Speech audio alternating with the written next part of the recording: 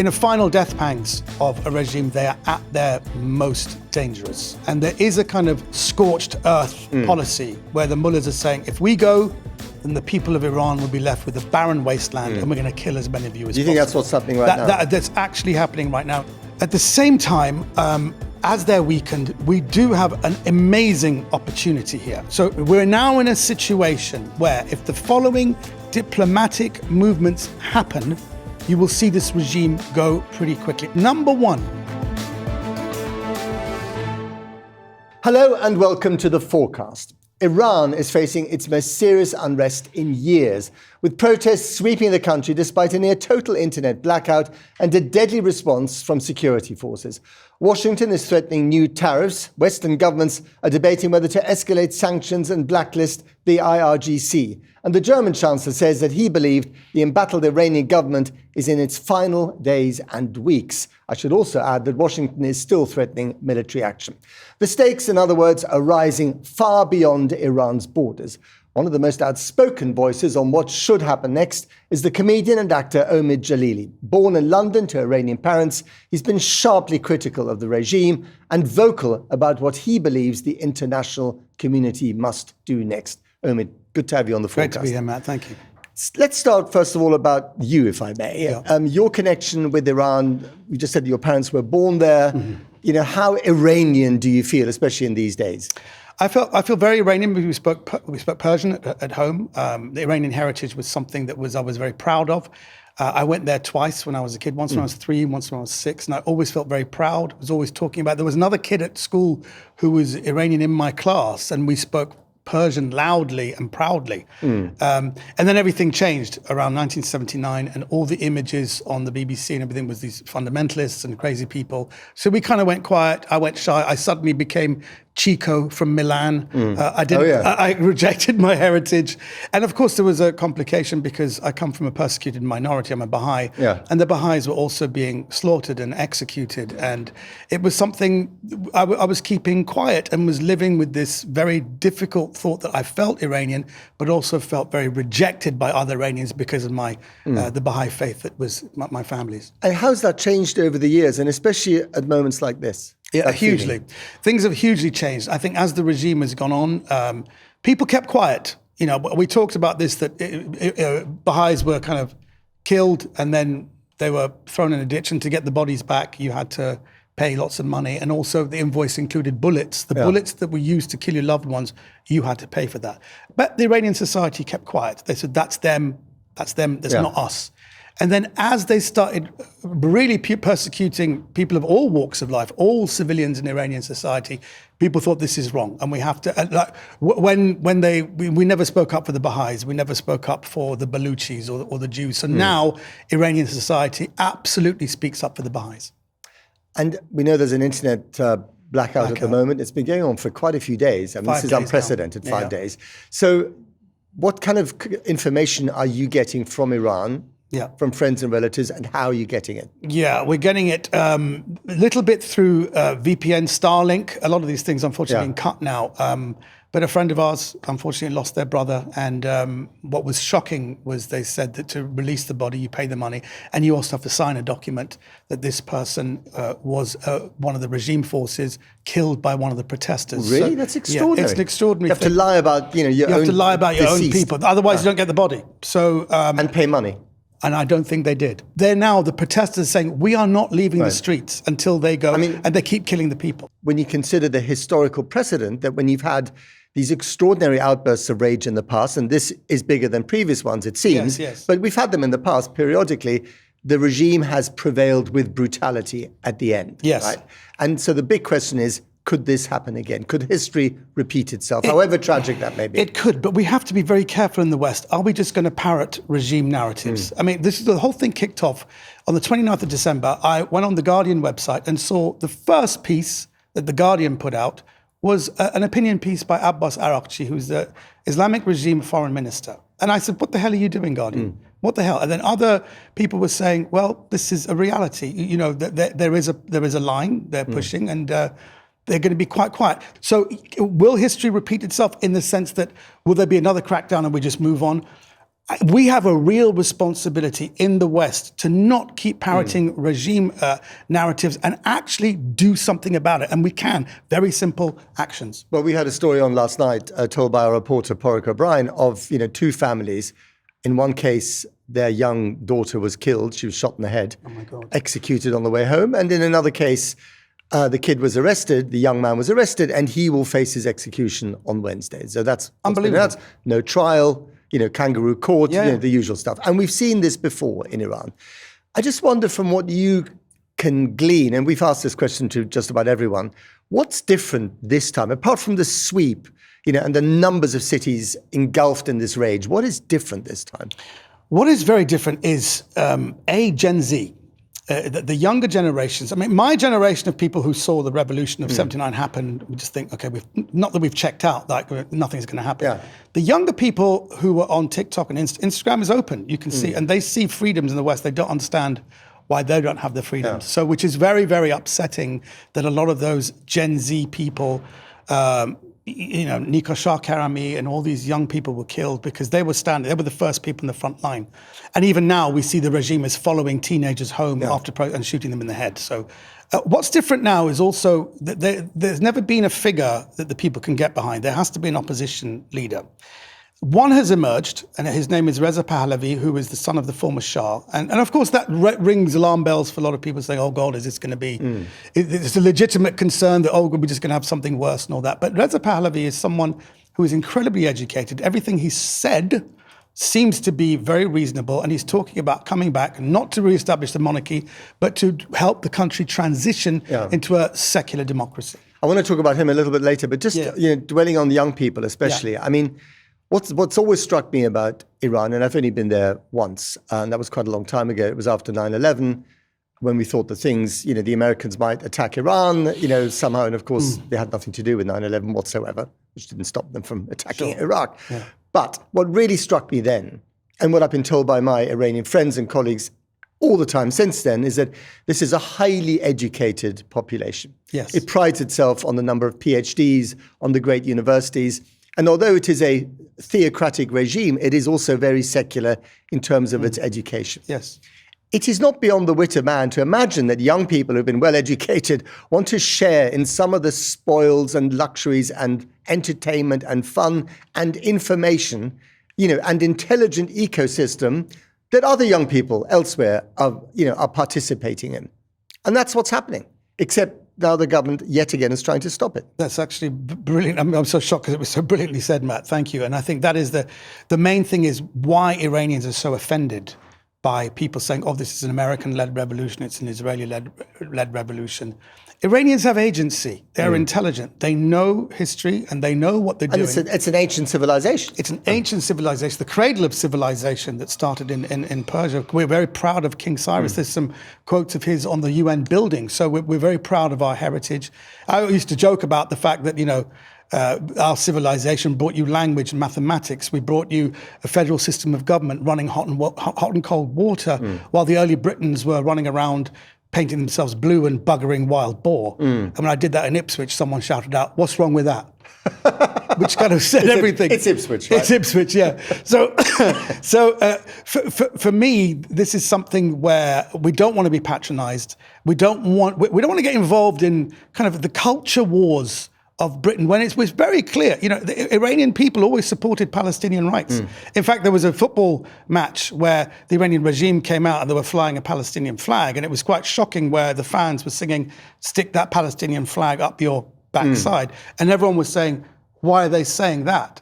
And it's not that they don't stand with Palestinians. They know that the Islamic regime is playing lip service to them. They don't care about Palestinian rights. They only have two focuses, and I think people listening to this podcast need to be very clear on this, and this is not controversial, it's written down. There are two reasons why they're doing this. And people saying, the enemy of my enemy is my friend, so we stand with Iran because they're against Israel. Excuse me, not only does Iran want the destruction of Israel, but if you look at the IRGC constitution, it is ultimately to kill all Jews everywhere. So if you're supporting Iran, that is the narrative you're supporting. Right.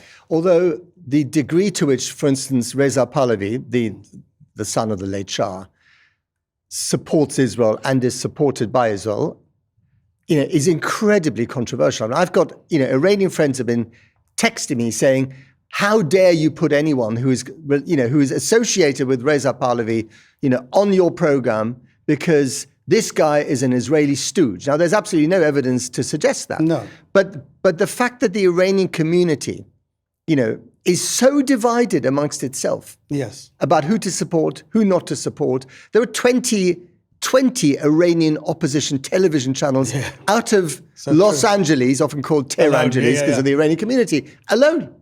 So there is division in your community, whether you like it or not. That's no question of that. And, the way Iranian culture is, we're divided in our families and we're divided whenever we all get together. We stop fighting and start criticizing each other. But I think what the Iranian people are trying to say, because people get very disturbed, because why lots of Iranians, we stand with Israel and they've got lots of Israeli flags in their things. And a lot of people, like pro-Palestine friends of Iranians, saying, look, I can't really be supporting this if it's in any way supporting Zionism or Israel. So we can't conflate the two.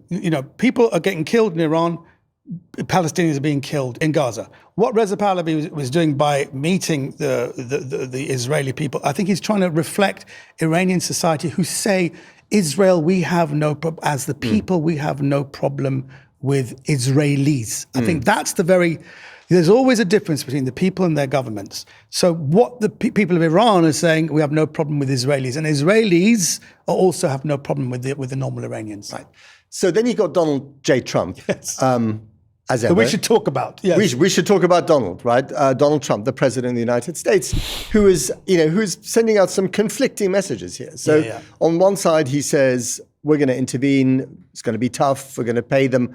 They're going to pay a heavy price, the regime that is, for, using any violence against peaceful protesters on the streets. Which they did repeatedly and still didn't do anything. Right, exactly. So you've got that red line, which seems to have, been crossed, and he's done nothing about it. And then you've got him threatening, just last night, 25% sanctions against any country that does business with Iran, which would be, for instance, China and quite a few European countries as well. Right, okay. So, as someone who really wants to see change this time around, Omid, what would you like Donald Trump to do and not to do? The former security minister, Tom Tugendhat, was on Andrew Marr, and they were talking about this, is Trump going to do anything?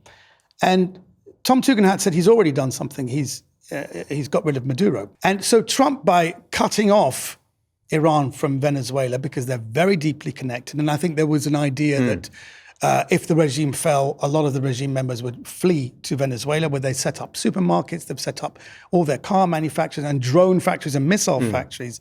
By cutting that off, that's also isolated the regime. So in one sense, even though it's a bit crazy what he's done, as far as the people of Iran are concerned, well done. Right. I mean, Iran is not in the same position it was in even a year ago, because we've had the 12-day war. Yes. We had the systematic destruction by Israel of Iran's proxies in the region. Hamas severely weakened. Right, severely weakened. I mean, not total destruction, but severely weakened. Hezbollah's another one. The Assad regime has fallen. That was a massive ally, very important ally of the Ayatollahs. So Iran is in a much weaker position than it has been perhaps at any stage since 1979, since the revolution. Do you think that makes it more brutal, because this is it for them, right? This is the last chance saloon for this regime to survive. Or does it mean they're more likely to fold at some stage? This is a very good question, and the answer is going to be a little bit complex, but I'll give it a shot. In the final death pangs of a regime, they are at their most dangerous. And there is a kind of what you would call a scorched earth policy, where the mullahs are saying, if we go, then the people of Iran will be left with a barren wasteland, and we're going to kill as many of you as possible. Do you think that's what's happening right now? That's actually happening right now in the city of Rasht, where they were trying to get the people to open up their shops. They were begging them, and then when they didn't open up, they firebombed all the shops, 200 shops, and they said, this is what protesters do to you. So they're spinning that. At the same time, as they're weakened, we do have an amazing opportunity here. The people of Iran were asked, 10,000 of them, what do you actually want? 10,000 people, and this human rights organization distilled it down to two specific requests. One, leave us alone politically. When this regime is gone, we'll deal with us, what we're going to do politically. And number two, what will really help us is if you put the Islamic Republican Guard Corps, the IRGC, put them on the terrorist list, because there is a domino effect here. And it's a big, the British government has not done it. And there's many reasons for it, because maybe you want to keep the British embassy open, that brings intel. And I think the Americans may have asked the Brits to keep it open, and that's fair enough. Yeah. We get it. Of course, America has no diplomatic representation. None, it hasn't had because since, they put their embassy was seized and, and diplomats taken hostage. But the IRGC is on the terrorist list in America. Sure. So we're now in a situation where if the following diplomatic movements happen, you will see this regime go pretty quickly. And from the request of the Iranians, number one, for their safety, get the British people at the British embassy in Tehran flown back immediately. Get them out. 2, close down the embassy. And 3, freeze the assets. And then put the IRGC on the terrorist list. Because if you do this, which is very important, the regime gets isolated. There's no more money coming through. All the people who work with them, India, China, will have to distance themselves, and the regime will be isolated. I'm not sure if that's right, though, because they're already to some extent isolated. There are already many sanctions in place. And they have their friends in Beijing. They have their friends in Moscow. Yeah. They have their friends in Pyongyang. And that axis of resistance, as they like to call it, it kind of works for them, doesn't it? It kind of works. But you see, as British people we believe in human rights. We believe in standing up for the oppressed. And if we don't take these actions, a lot of British people ask me, what are we? Now, this is very important. Is this about our conscience, or is it about actually changing the reality? It is about changing the reality, but it's also about our conscience, because people are asking this question. British friends of mine are saying, by not putting the IRGC on the terrorist list, it means we're somehow involved with this regime. Do we really want to be in business with these people? They've just killed, reportedly, we don't know for sure, they've just killed 12,000 protesters. Now, we come from a generation where we saw Tiananmen Square, we saw the Berlin Wall come down. We saw these things happen with our own eyes unfold before us. 12,000 is, if that is true, that's a massive, this is one of the most amazing stories ever. But if the Brits don't take any action, and they've been silent so far, British people are going to say, are we complicit? Yeah. But we know that especially British involvement in Iran is an incredibly sensitive subject, because the Brits were involved back in the 1950s with the removal of Mossadegh, a democratically elected Iranian prime minister. You know, stuff. Good. Right. No, but I think, that is, so if we suddenly say things, if this government says things and stands up there, there will be people. No, but finish what you were saying. No, but they got rid of him because he had got rid of them. Yeah. But this is very important that people know that all those petroleum companies came in because you've got oil here, we can drill it for you. Because what are you going to give us? We'll give you a percentage, probably 30, 40, maybe 50%. They were there for a while and they never gave a single penny. So Mossadegh got rid of them. And then for 60,000, this is all covered in a film called Coup 53, directed by Walter Murch, who did all the Godfather movies.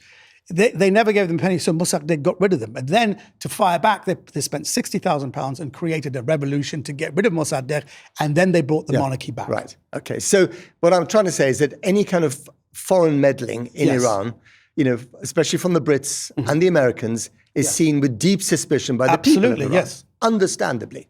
But here's the thing. Obama has now very clearly said that when there was a green movement, when Neda was shot in the head. The Green Revolution. The Green Revolution, that was unbelievable. And we really thought that was it.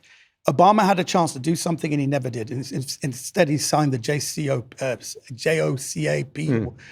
deal. The Iran nuclear deal. The Iran nuclear deal. Less enrichment for fewer sanctions. Yes, exactly. And apparently billions of dollars were passed to America. And he's now said, I regret that. That was a real chance to get rid of them. Now, we're in a situation, going back to Donald Trump, we're in a situation where he can intervene somehow. We don't know how. But the people on the ground believe this would be America righting the wrongs of the past. And that is one way, if Donald Trump wants to become a hero overnight and possibly even get a peace prize in 2026, if he was to right the wrongs historically of all that meddling, and by the way, all that meddling is why we saw Iraq, Afghanistan, Syria, that all that kind of stuff is the stuff that is given, that makes people worry about Iran right now, that he could actually right a lot of those wrongs. So if the Americans were to launch military strikes, right, against Khamenei or against the Revolutionary Guard installations or whatever, what makes you think that would actually work? First of all, I never said that. I never said that would happen. Well, I mean, but you what have makes call for Iranians action. think that? What makes Iranians think that? Because it would if they were during the 12-day war with Israel, which is very weird. I was very upset, to see. I mean, quite a few hundred people died, and you don't want to see war. You don't want to see. But a lot of Iranians inside Iran were cheering them on. They kept taking out the heads of the IRGC. Then the next person took over. They took him out. They killed so many. I even got an email declaring me the head of the IRGC. Yeah. And I respectfully turned it down because I wasn't quite happy with their workplace security arrangements. Yeah. So that was a little joke I've been doing.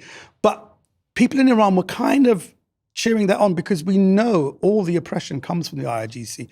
Thousands, hundreds of thousands of people have died in Syria. 100,000 people died in Iran because of the IRGC. So when you're killing those people, I'm speaking for the people of Iran. This is not. I'm just saying this is not me, but I'm saying they were kind of cheering it on.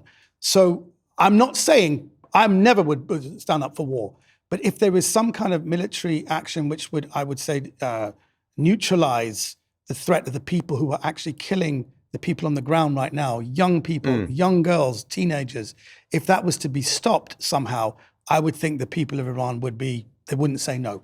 And just on the numbers, I mean, again, the numbers are sketchy because we're not on the ground. I think human rights groups are saying 2,000 roughly have been killed by the authorities in recent weeks. The numbers of arrest, I think, is at about 11,000 or more. But again, we don't know the exact numbers. Yeah. That is a significant number of people to mow down in order to stay in power. Whether it's 12,000 or 2,000, even but the numbers do matter. I mean, we don't need to exaggerate the numbers because they're bad enough as it is, right? So we agree on that, absolutely. Okay. By the way, they're starting the executions on January the 14th.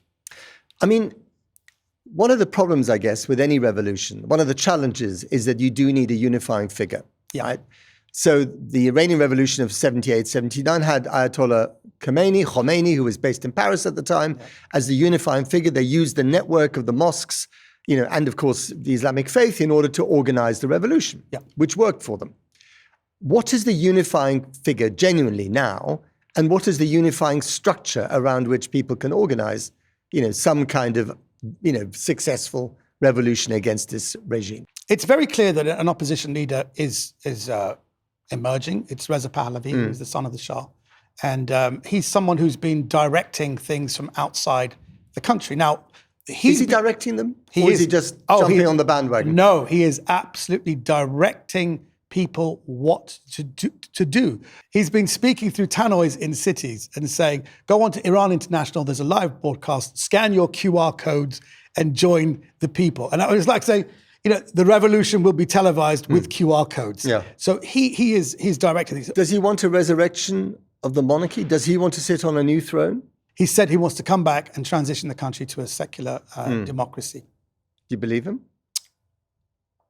Personally, I have to say, he's an educated man. I can't imagine that he would want to live in Iran. I can't imagine that he would stay longer than a year, 2 years. But if the people, because when they're on the ballot, he might get used to it. He might get used to it. And on the ballot paper, if people do want a monarchy, they will have to put that down, like a constitutional monarchy that runs along a secular government. Like here, yeah, exactly. Do I believe him? I don't know. I've never met him. I like the look of him. I like the cut of his jib. I like everything. He seems very reasonable. Everything he says is very educated. He speaks Persian, French, and English absolutely fluently. And whatever he represents, it's a damn sight better than these people, these regime people with their nonsense, with their kind of fundamentalists. So basically, people have a choice. Do you want fundamentalists or do you want someone who's educated? That seems to be the choice. But the regime will say, do you want us or do you want to go back to the thing that we removed with another revolution? Yeah, and I think right now, you could hear, I have gone through maybe 1,200 videos. I would say with hand on heart confidence, about 600 or 700 of those videos of the protesters are all calling for his name. And they're actually calling for a monarchy back. You've been watching a lot of TV. I'm not sleeping. I haven't had sleep. Yeah, I've not slept for maybe the last 2 weeks. I've probably had about 12 hours sleep. I care, not just as an Iranian, as a human being who's into human rights. This is the most incredible story unfolding before our very eyes. And if you really want to be with the people and human rights, watch what these people are doing, because against all odds, I've seen videos of, security forces with guns shooting at young guys who were still running forward, dropping. But I just think, my God, look at the kishkas on these guys. They won't stop. And that is why it's the most incredible story unfolding on the planet right now. I mean, as we know with some revolutions, when they take place, if they overthrow the existing people in power, what sometimes follows is civil war, chaos, the complete disintegration of the country. We saw that in Libya, for instance. Libya is was in a very, very bad state after the removal of Colonel Gaddafi and his death. Is that something that you are prepared as a British Iranian to put up with if that's the cost of getting rid of the Ayatollahs?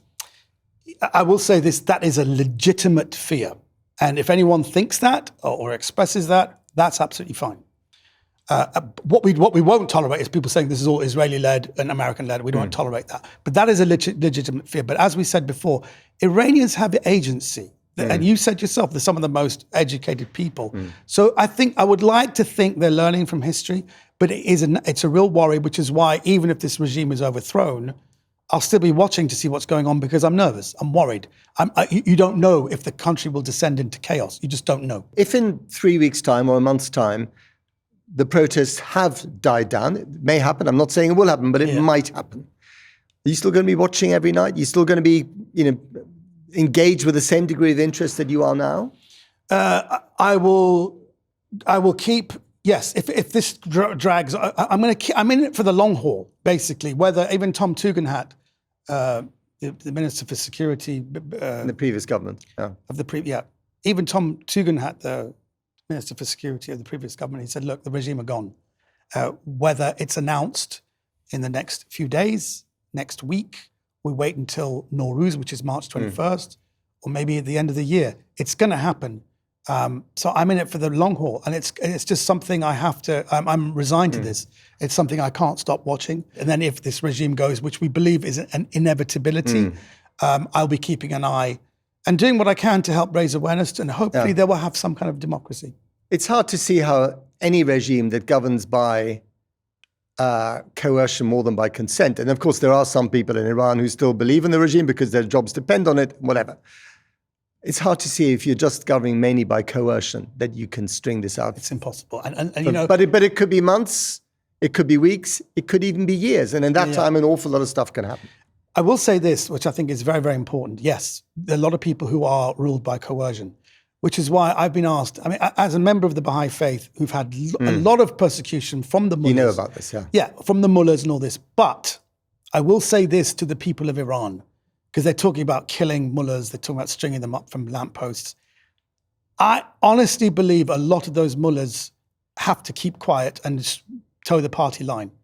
A lot of them don't believe in this nonsense. A lot of them could be great people. So I would ask the people of Iran, don't go around killing and burning mullahs, because a lot of them are probably, and we've seen some mullahs come out. They were saying, down with this regime. This is not Islam. And I think it's really... We've also seen protesters burn mosques. We've seen, but this is very important for people to know. The people of Iran have no problem with Islam. We have a problem with fanaticism and fundamentalism. And all my Muslim friends have said, this is not Islam. Right. They're actually giving a terrible name to religion. So I would like to say to the people of Iran, don't go around randomly. I think a lot of the mullahs need to be brought to account, but don't kill them, because a lot of them have been paying lip service, because if they don't support this regime, they'll be killed by the regime. One more. I mean, President Trump has threatened to intervene, and he might be the kind of, the intervention that people like you, lots of Iranians are yearning for. Yeah. At the same time, President Trump is also on the record with his actions and his words for tearing up, human rights agreements. He's just pulled the US out of 66 bodies, many of them to do with the UN, many of them to do with human rights. Right. Are you confident that he's doing this, for the sake of the Iranian people? No, of course not. Of course not.